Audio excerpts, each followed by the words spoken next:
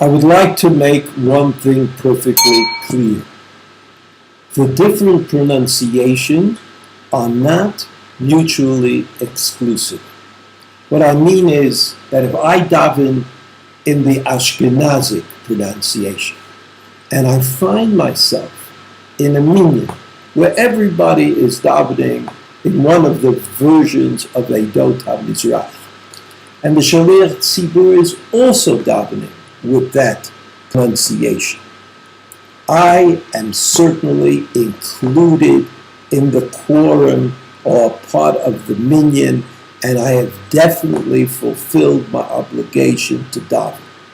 The miftah, the pronunciation, does not exclude people who are davening on their own in a different pronunciation. As far as change is concerned, we said yet last time that change is not advisable. A lot of poskim, Moshe, the Chazon Ish, they all agree that we should try to avoid changing our pronunciation arbitrarily. However, if we find ourselves in a new world, in a new community, where everybody davens a certain way, and we find ourselves slowly slipping into that generally accepted, majority-dominated pronunciation, that's fine, right? That there is no way to prevent yourself from ultimately becoming part of the dominant community where you happen to live. Rav Kook also was asked about the question of pronunciation. And he said that you should always try to maintain the pronunciation that you learned at home as a child. And he says that there are two reasons for that. One is, Al titosh Torah imecha. The pasuk seems to give a lot of credibility to the Torah that you learn at home as a child from your mother, and that Torah includes the pronunciation. But Rav Kook said something else.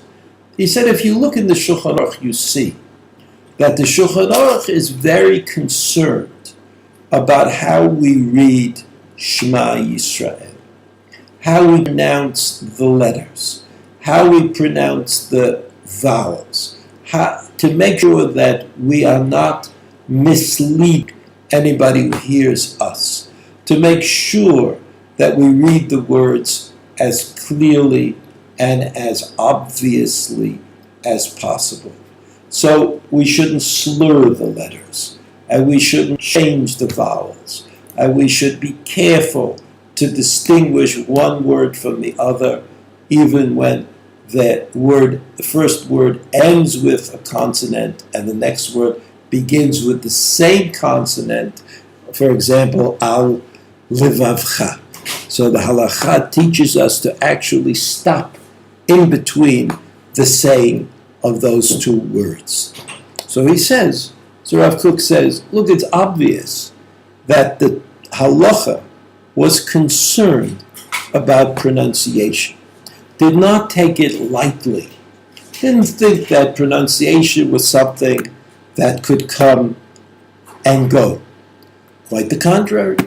We have to think about our pronunciation. We have to be careful with it. We have to pronounce the words as we want to pronounce those words, and only then will we be fulfilling the intent of the halacha in this matter. And so, if a person has the choice and he's able to maintain, what the Kook suggests is that we always do the pronunciation that we learned at home.